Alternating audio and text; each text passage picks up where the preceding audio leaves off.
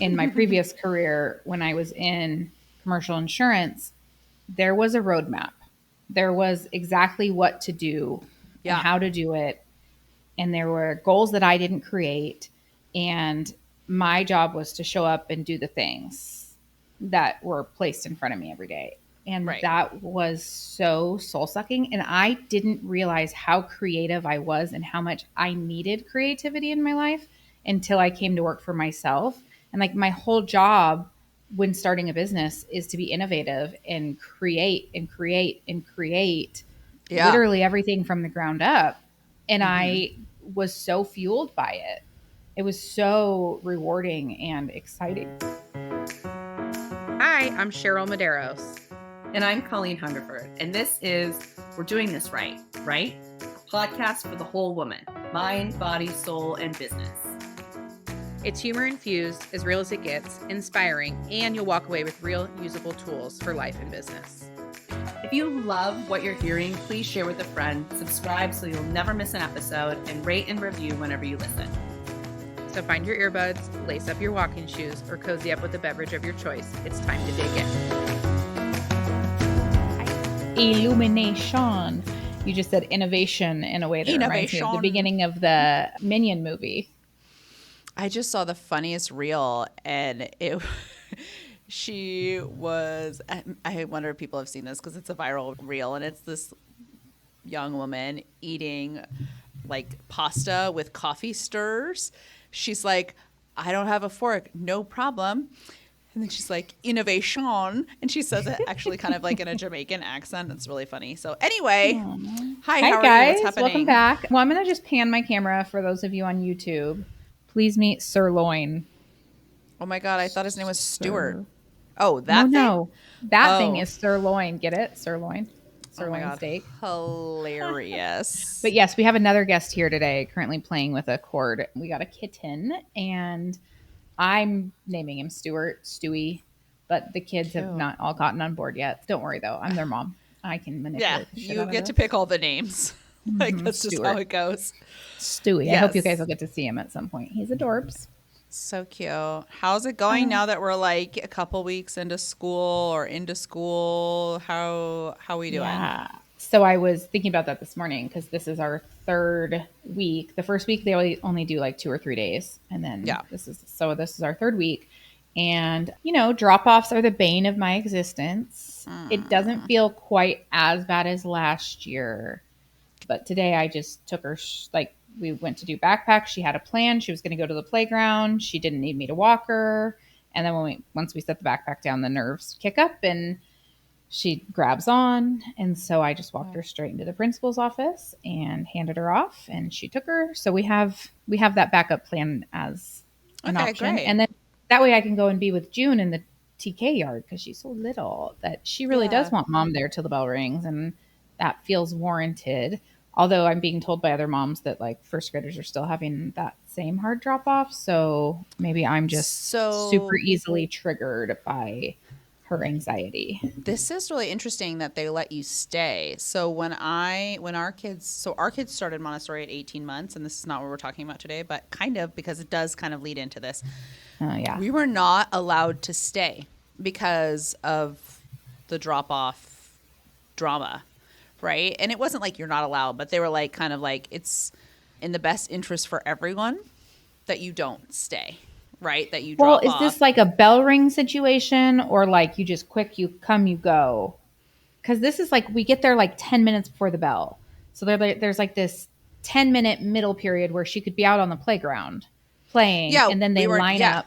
We were not allowed to stay during the playing time. Okay. They were like, you may walk them back to the classroom, and then you kind of like hand them to a teacher. And then, that's the other thing is the teachers aren't on yet. Yeah. The teachers aren't on until the bell rings. So it's not like there's someone to hand them to. Before care. Okay. Yeah. Right. So that's why we go to the principal, because her teacher's like doing the mom thing. For those of you not watching on YouTube, Colleen just spilled Diet Coke down her shirt. Yeah, it's great. It's all fine. It actually just went directly into my hair, so whatever. Oh, like basically a mop. Not a big deal. Fine. Okay, so why this kind of leads into what we're talking about is there are a good chunk of us right now that have children that are going back to school, right? And I think once the kids are back to school, for a lot of us who work, it kind of opens up some brain space, right? Do you see where I'm going with this? I see. Like, what the fuck are you talking about? Listen, I got you. So opening up the brain space for us frees up some time for a lot more things that we weren't able to do. And our theme for September is what, Cheryl? Creativity and innovation. Innovation. Okay, so now that the kids are back to school, for those of us who have children that were home for the summer, this actually opens up a lot of brain space for more creativity, more innovation. For me personally, it definitely does. Like, I have a hard time forcing creativity. I feel like I am a very creative person, but I have a hard time forcing creativity. And I feel like I need to have enough brain space and enough time and even energy to be creative. What about you? Yes, true. One of the great epiphanies of my life was at some point realizing, like, there are people whose whole job is just to think. That's their whole job, is to think and like use their brain. And I guess it's kind of my job too, but not in the way like a rocket scientist. Correct. That's their You're not whole like job. doing equations all day and analyzing data all day. We do part of that. We do some of that. Yes. But that's not your whole job. No. And then the other thing, like, I have been plagued throughout my life feeling like, well, I'm not creative because I'm not artistic, and I don't like, design is not necessarily my strength, but creativity, I believe, spans beyond the artistic visualness. There is also like strategy, and like when I sit down and like develop a new system and a process, like that is also creative and can be very innovative. That was an interesting also revelation of like, oh, well, if you guys hear Mater in the background today, please understand it's all part of the kitty situation because Mater's not currently allowed in here. And he's really upset about it. Really upset about it. Okay, because I'm going to go back to this because we love a definition, right?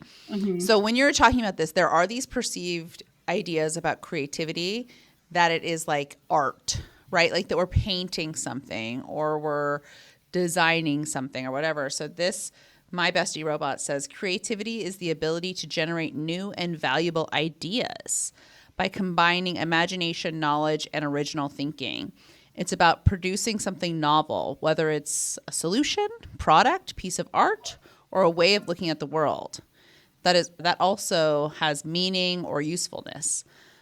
So that is a really full, broad definition of creativity, which encompasses what you're talking about. And we talked about this pre-show, like your creativity comes from like putting a new system together or creating a structure with something, right? That is really creative. And I think with creativity, there's a little, I associate like joy with that, like it's fun as well. Yes. Maybe I think there's it or lights some emotion. My soul. Yeah, it lights my soul on fire. I get like a high from being creative, either building a system or even we could be creative with our strategy for negotiations or like creative about how we are going to manage or lead Easter egg for a future episode with Susie, but how we're going to lead maybe a team member or an employee.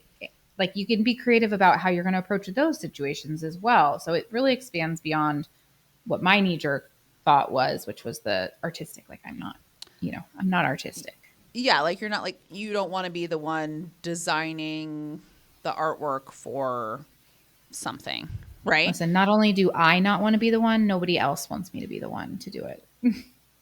Although you did a really good job with all of our podcast stuff. So well, listen, because I can like take an idea that some other creative has created and then I can manipulate it to be beautiful. But I have a very hard time with like the start of one. Like looking at a blank white screen is incredibly overwhelming to me, where like looking at something that's already done being drawn to it and then just manipulating it to be what vision I now have thanks to someone else's creativity. You know what's really funny about that is you have said for many years now that you don't like to do the 10%, right? That last little bit, that last 10%.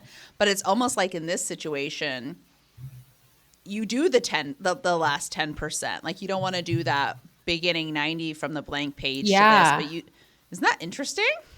Well, and that might be a left brain, right brain thing too. And I don't know which is which, but like, I don't either. I think left-handed people tend to be artistic. So it's probably the right side of the brain is maybe more artsy and the left side of the brain is more systems. I'm totally making this up. So totally fact check me, you guys. But I'm going to look it up, but go ahead.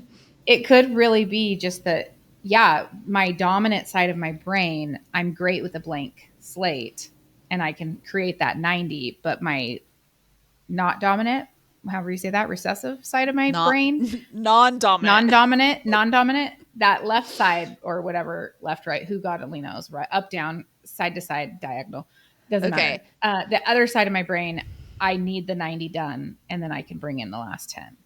Yeah. So just so we're clearing this up, the classical idea here is that left-brained people are logical, analytical, detail-oriented, structured. They're language and math heavy. Right-brained people are creative, intuitive, emotional, big picture-oriented, and artistic. So just so we're not messing it up for everybody. I think I've got strengths in both sides, yes, but not heavy on one or the other. That's interesting. So, you know what's interesting is I have always thought of myself as like a creative person. When I was little, I was really creative. I painted a lot. I did a lot of art. But I think different stages of my life have required me to be different things, right? And I think the more analytical and the more like my degrees are in science, right? So everything was very analytical and science-based and evidence-based and all this stuff. And so that creativity really didn't get a chance to shine, if you will. I don't know how else to say that, but like it wasn't like at the forefront of what I was doing. And then when I went into my design business, when we had our construction business and our design business, I was really creative heavy, but also having to do all of the managing. And it was really challenging for me to find the time and space to be creative. Or when I was in that mode, that creative mode, it was really hard for me to find the time and space to be really analytical as far as like the numbers went and everything. But I had to be both in that situation. And we talked about this before, like when I moved here to Indy, I brought my design business with me, but did not want to bring the construction part of that business with me because I was so burnt out. And then even here, when I first started and I started doing design, I had some clients and it was fine.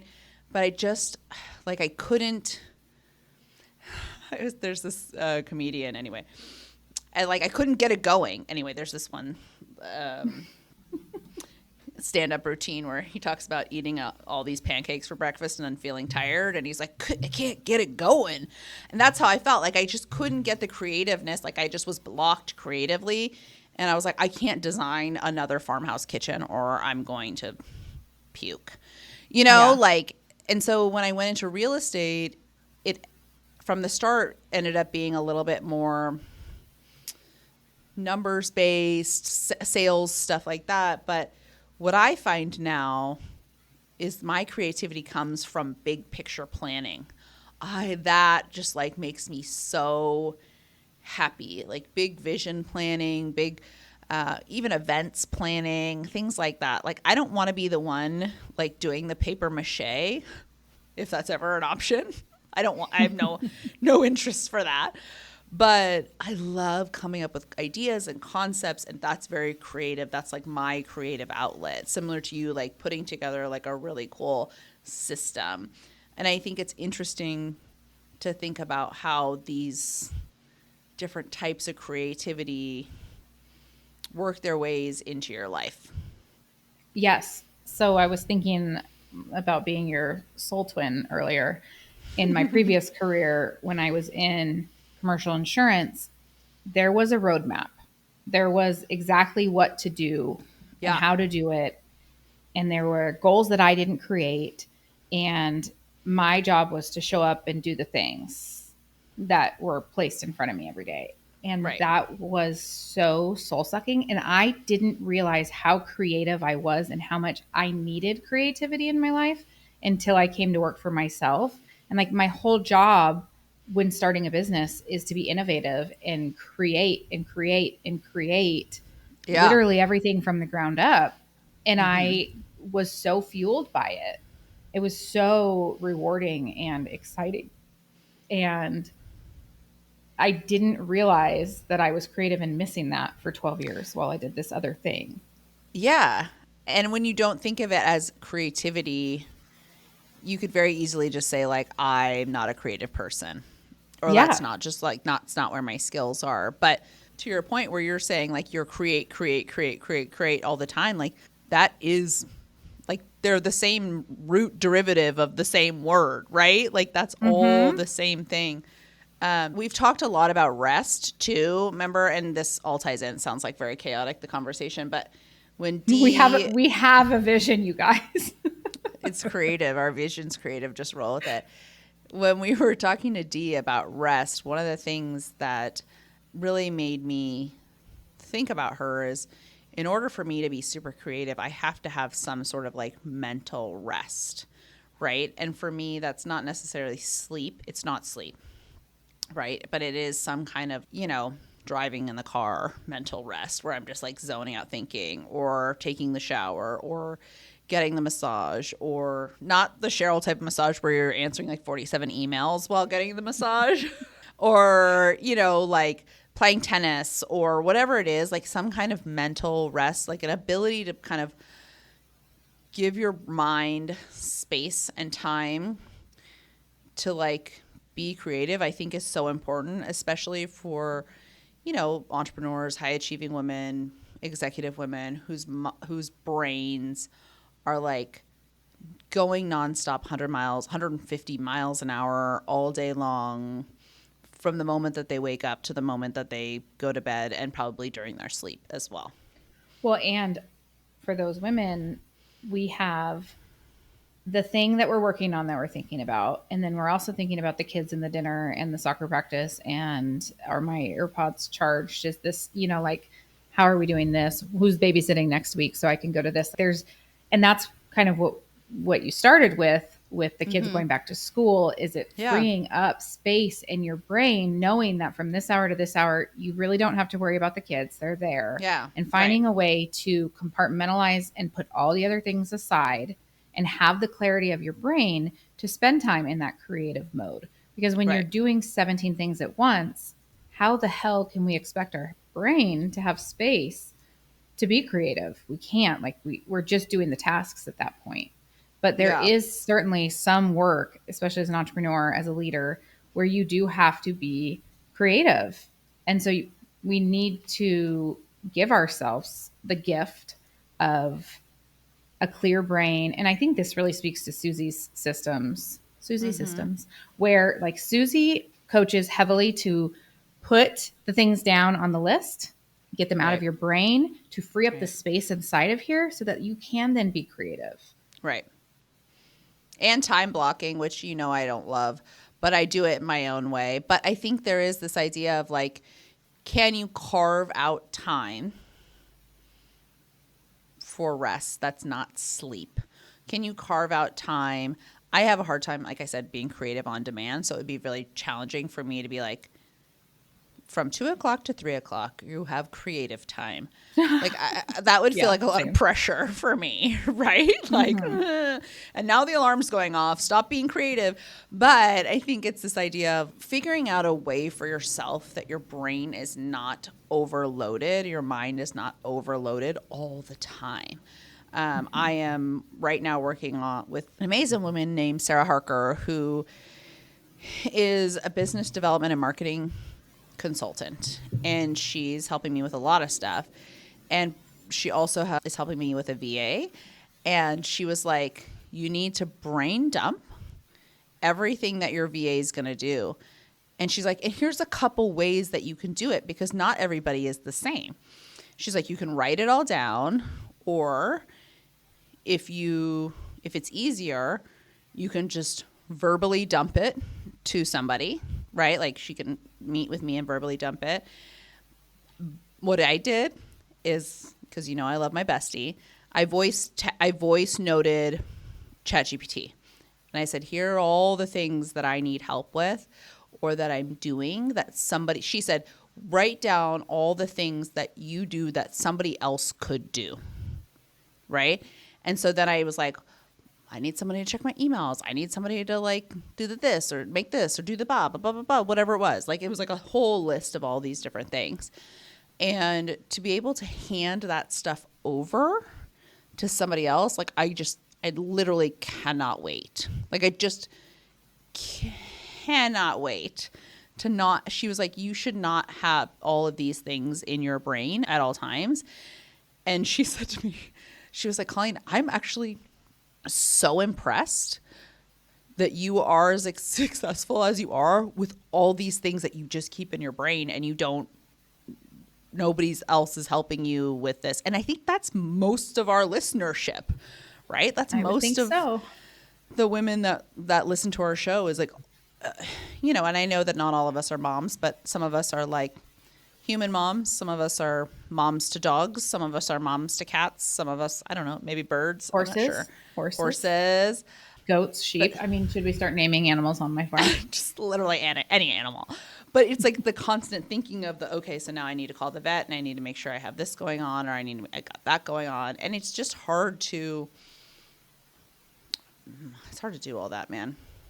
It is hard to do that. So I'm thinking as we're talking, I got a text earlier from Hannah on my team, and she's doing a project for us for this upcoming client event we have, and she needed basically logos of our sponsors, and they're in my inbox, and she has access to my inbox. And I was like, okay, I need to go through my email, and I was like halfway through the text of like, I need to go through my email and I'll find them and I'll send them over to you. And then I was like, actually, delete that. I'm going to go through my email. Changed it to, why don't you go through my email and you're looking for emails from these 4 people. You may need to reach back out to this person.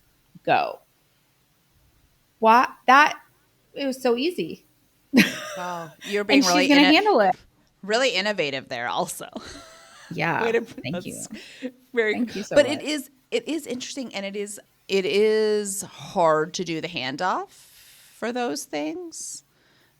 We were talking about this today in our InspireHER meeting, but it's like doing the hard, when things are hard, you like do it anyway. Not always, but most of the time. And that is one of those things. Like that's something. It's like a long runway for me right now to kind of get a VA onboarded. But once that's up and running and going, the amount of like brain space that I can use for what I should be doing as like an entrepreneur and a business owner is coming up with and the visionary of my business is to be coming up with the creative ideas, to be coming up with the next thing, to be coming up with the next marketing plan for our listings. Like those kinds of things is what I should be doing. I should be being more innovative. I should be being more creative. But I get super bogged down with all these other things, all these emails and all these like. You get a lot of emails? Weird. The amount of emails in my personal email is insane because it's just like a junk box. And I also am like very liberal with giving out my email. I don't know if you are, but I'm sure. I don't email that. I'm like, whatever. Like, I don't care. Here, have my email. Send me something. I don't give a shit. Right. But then that has led to like 34,000 unread emails that are all just ads, basically. Will you give your VA access to your personal email and allow her to go in and unsubscribe? Yeah, absolutely. Yeah. Okay, great. So that's actually, this woman, Sarah Harker, also runs a company called Workwife. And it is a VA company. We'll have Sarah on the show, but so plug for her. But it is this idea that like every female entrepreneur, business owner, executive woman should have a work wife basically, and they handle not only your business but your life too, right? So like you have somebody who can, I think it's Workwife is what it's called, I'll find out for real. We'll put it in the notes. But it's somebody who's going to go through all my personal emails and put all the kids' sports schedules on the calendar. They're going to put all the like school meetings on the calendar. They're going to do, you know, all that shit.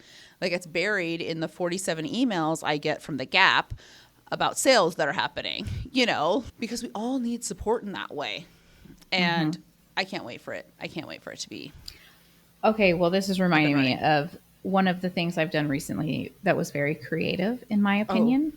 Okay, let's. You'll know what I'm talking about in a second, but I need a wife, and if I need it, I assume other people need it. And Susie taught me early on in my real estate career was to give people what you would want to receive. And exactly to your point, the school calendar, the sports calendar, all of those things. So what I have done is created a school calendar that people can subscribe to. Oh, okay? You're the best person. So then all they have to do is get the link and then it's all on their calendar. Great. Well, then I took it one step further this year and I was seeing like sports magnets. You know, you see like football season, the magnet for the school or for the team's schedule. I was like, fuck that. I'm going to do that for the school. So I created a magnet. One side of it has no school days. The other side has early release days. And then on the bottom, I put a QR code that links to that calendar they can subscribe to.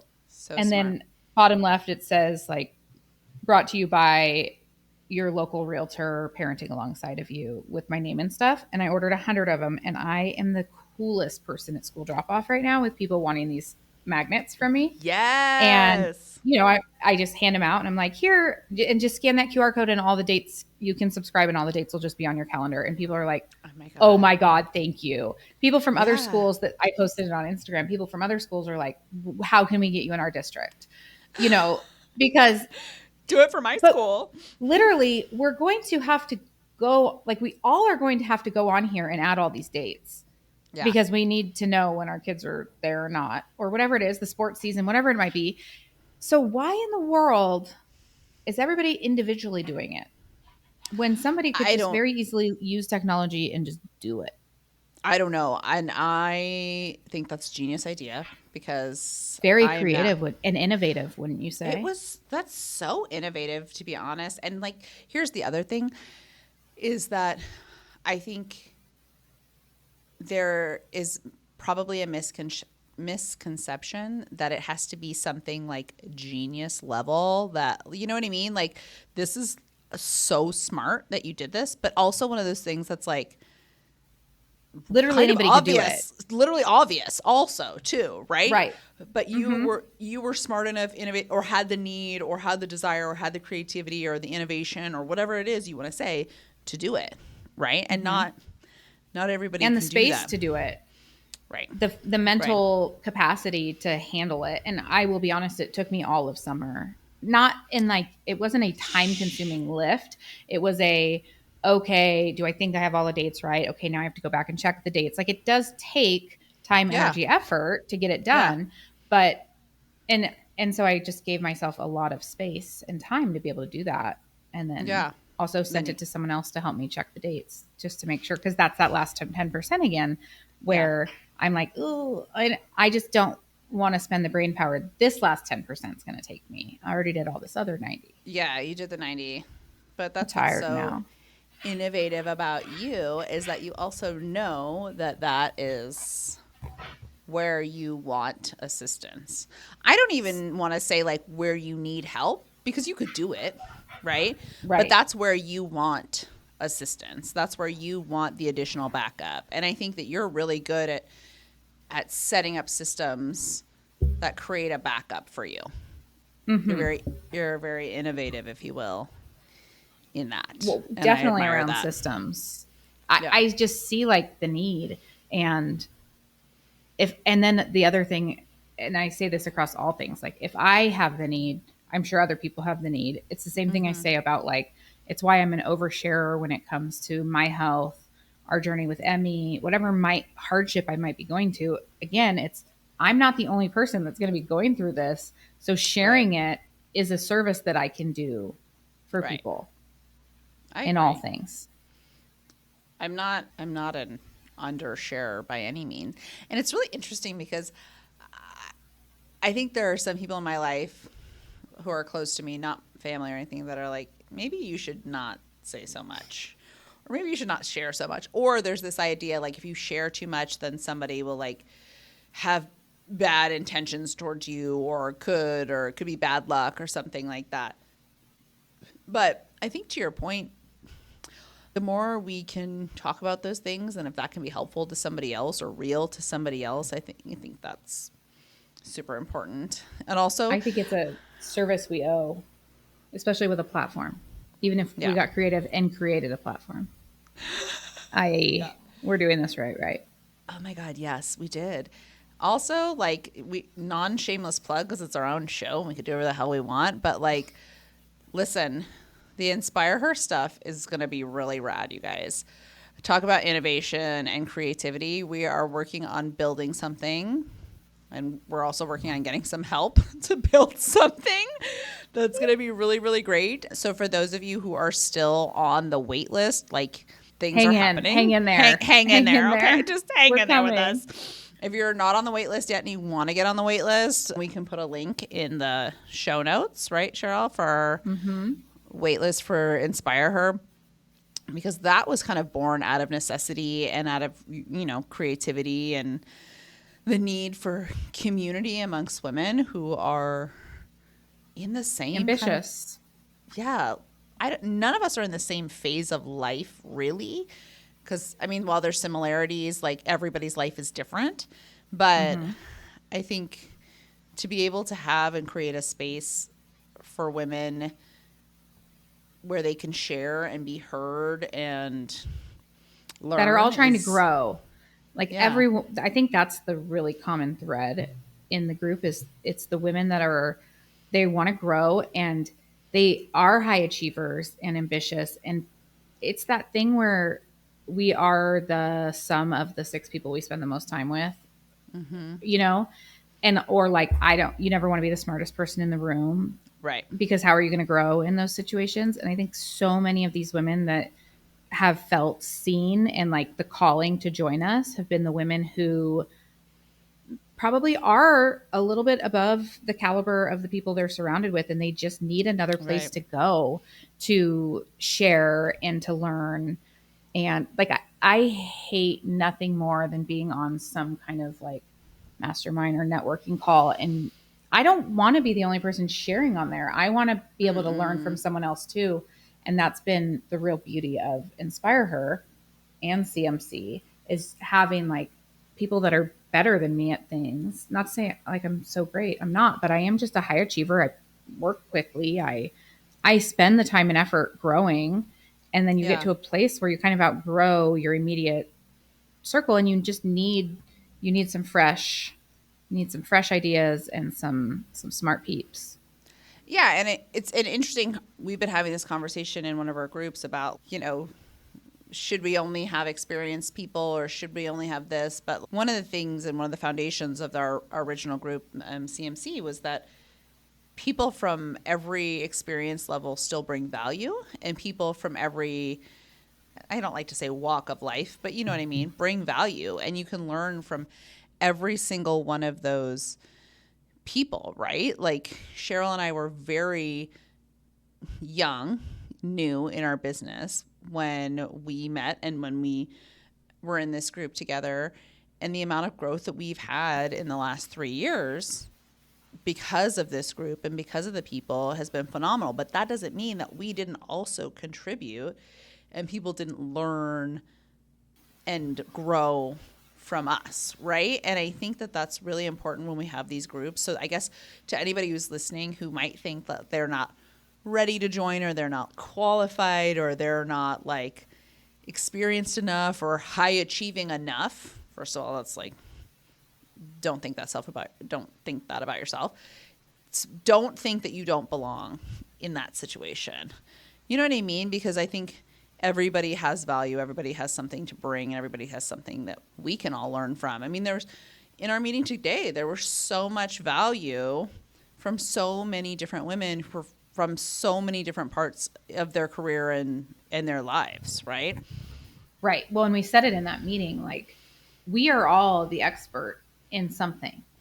I believe if you're going to be a part of a group that is dedicated to growth, that what you owe the group is to show up consistently. You need to show up willing to share authentically and willing to share your expertise. Now, we literally, every person is an expert at something. Yeah. There's not one person that doesn't have like a lane where they shine. And Right. so just finding the right platform, I guess, or the right group to be in that's in alignment with what your expertise is, or also just recognizing, so you might be an expert in chiropractic. Right. But also she's an expert in starting a business. And, you know, like there's these other things that maybe we overlook when we're looking at ourselves because of a lack of confidence or imposter syndrome or whatever it might be. But like, you've definitely got something to offer. I just feel like, especially like if speaking to InspireHER, what we need from InspireHER members is people that are willing to show up consistently and share authentically and vulnerably. And because also InspireHER is not all about business. Like today's call was about confidence and leadership, but it was like really just an exercise in confidence and how to remind yourself that you're worthy of being confident. And I don't know anybody that couldn't benefit from that. Yeah. And one of the questions we talked about, or we asked the group, was like, you know, think of 3 examples or whatever of times when something was hard, but you did it anyway. Right. And most of those things that came up were not business related necessarily. They were all personal struggles people had, abusive situations people had, like whatever it is, relationships. But what was interesting is that